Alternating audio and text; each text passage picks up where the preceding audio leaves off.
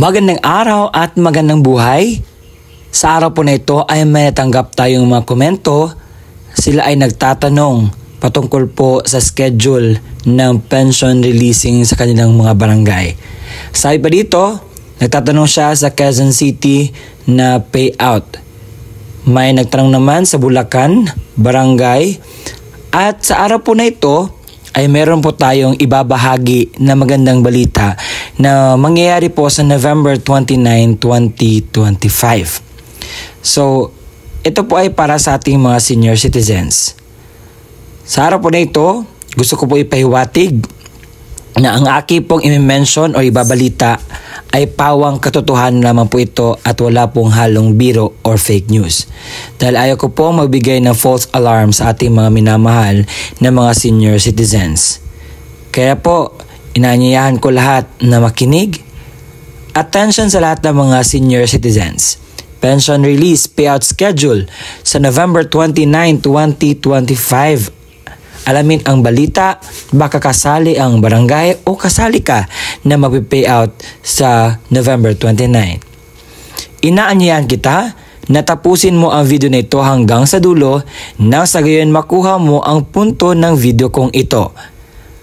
At ang malalaman ninyo sa araw po na ito ay una, ang mga lugar kung saan may magaganap na payout sa social pension for indigent senior citizens. Pangalawa, ano ang oras ang inyong payout? Pangatlo, saan po magaganap ang inyong payout? Pang-apat, kumpletong detalye ng mga requirements. Pang-lima, mga dagdag kaalaman. Panungkol po dito. Kung gusto mo agad itong content na pinag-usapan ng benepisyo, payout ng mga senior citizens at iba pang bagay patungkol po sa ating mga senior citizens, ay isubscribe ng aking YouTube channel. At kung gusto mo manatiling updated ka sa mga videos na i-upload ko pa, i-bell notification mo na. At hindi natin patagalin pa ang oras na pag-usapan ang mga bagay na ito. Let's go! Sa Dumanhog po ay meron po magaganap na payout sa November 29, 2025 at ito po ang mga barangay na magpipayout. Sa Barangay Tapon po pala ito. Sa Barangay Calabuon, alas 8 ng umaga sa Poblacion Gymnasium. Barangay Lawaan, alas 8 ng umaga sa Poblacion Gymnasium.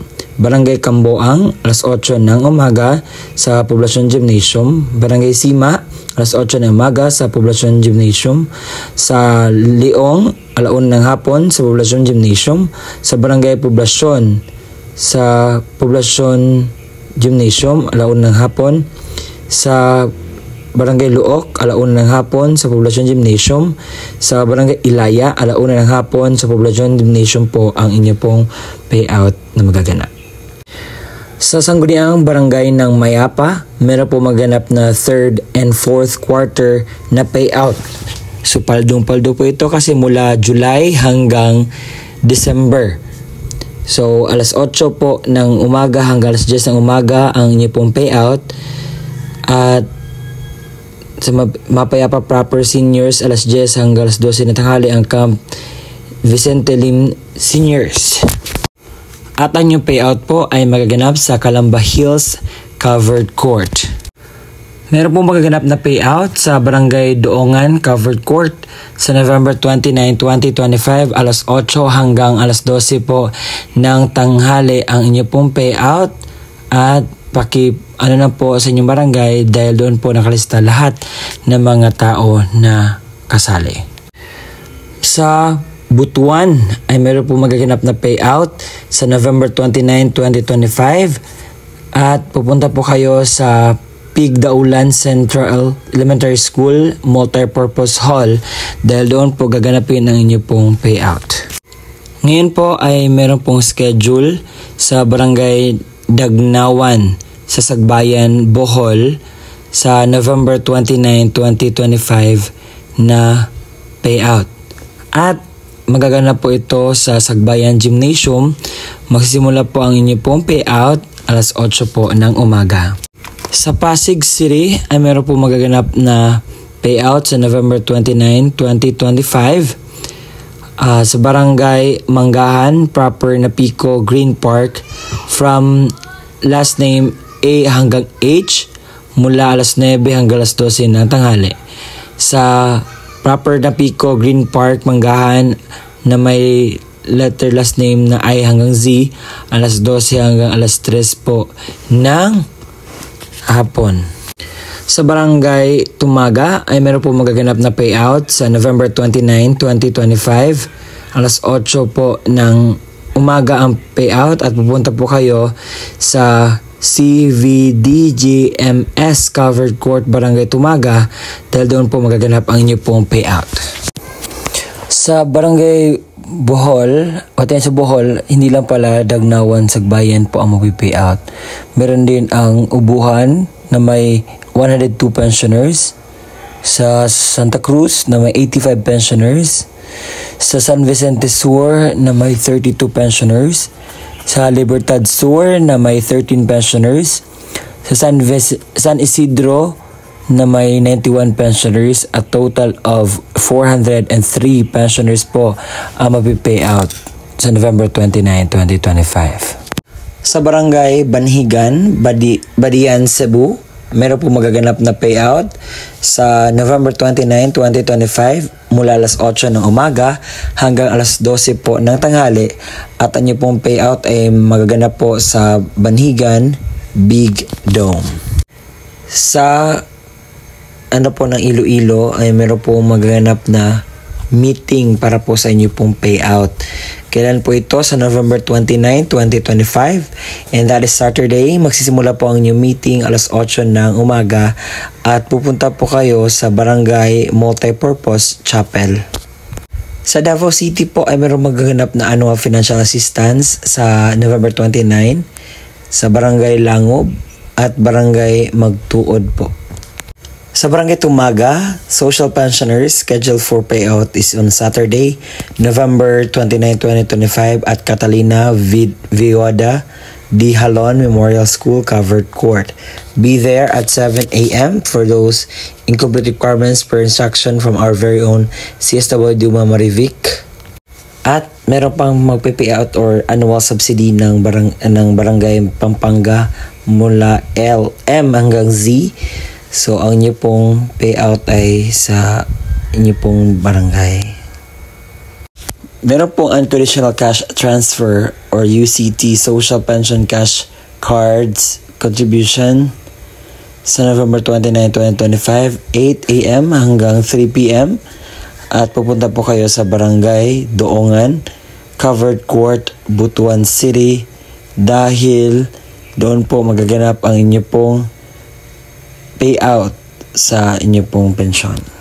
And there you have it, sa kompletong detalye ng balita patungkol po sa magaganap na payout sa November 29, 2025. So ibinigay ko na po lahat nang sa gayon po ay mas klaro po sa atin ano yung dapat nating makuha na benepisyo sa ating pong mga senior citizens.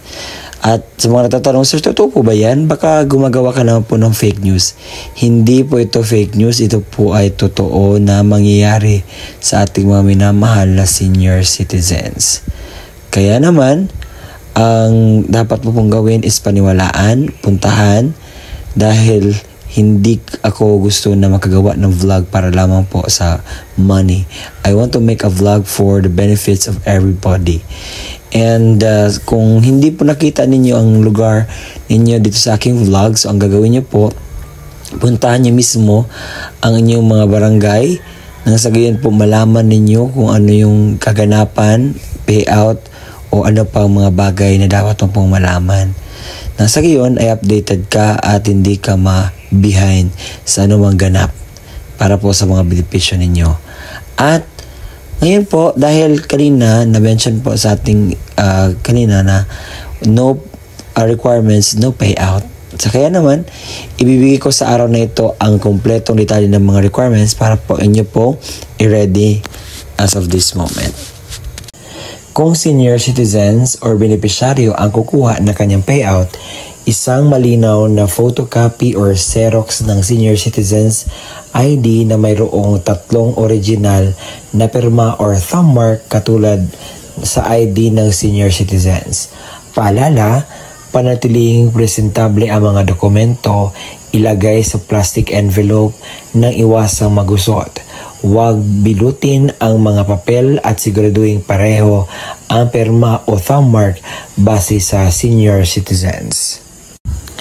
Kung authorized representative ng senior citizens or beneficiary ang kukuha ng pensyon, isang malinaw na photocopy ng ID ng senior citizens at lagyan na 3 orihinal na pirma o thumb mark katulad ng nasa ID ng senior citizens. Authorization letter na nagmumula sa MSWDO, CSWDO at OSCA na mayroong orihinal na pirma na MSWDO, OSCA, senior citizens at authorized representative. Isang malinaw na photocopy ng government-issued ID gaya ng SSS, updated PhilHealth ID, Barangay ID, UMID, Voters ID, updated voter certification, updated police clearance ng authorized representative at lagyan na 3 original na pirma o thumb mark katulad ng ipapakitang ID. Paalala, siguraduhin pareho ang lagda thumb mark ng senior citizen, beneficiaryo at authorized representative base sa kopya ng government-issued ID na presenta.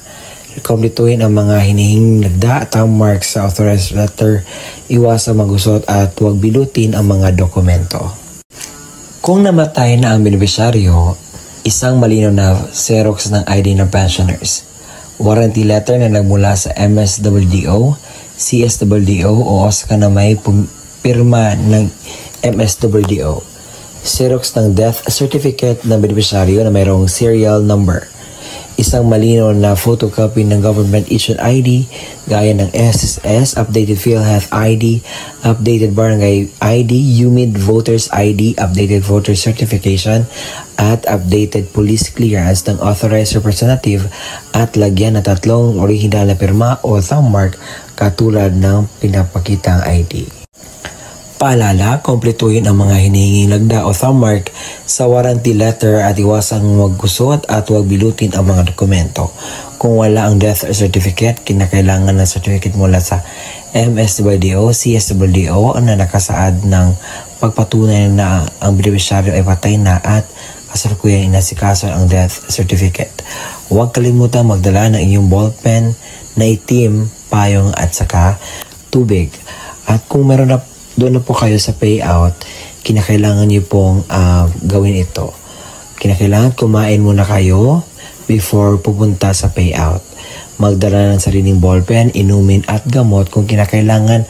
Baka pagdating po doon ay medyo mas ready tayo para maiwasan natin ang mga darating pang mga sakuna.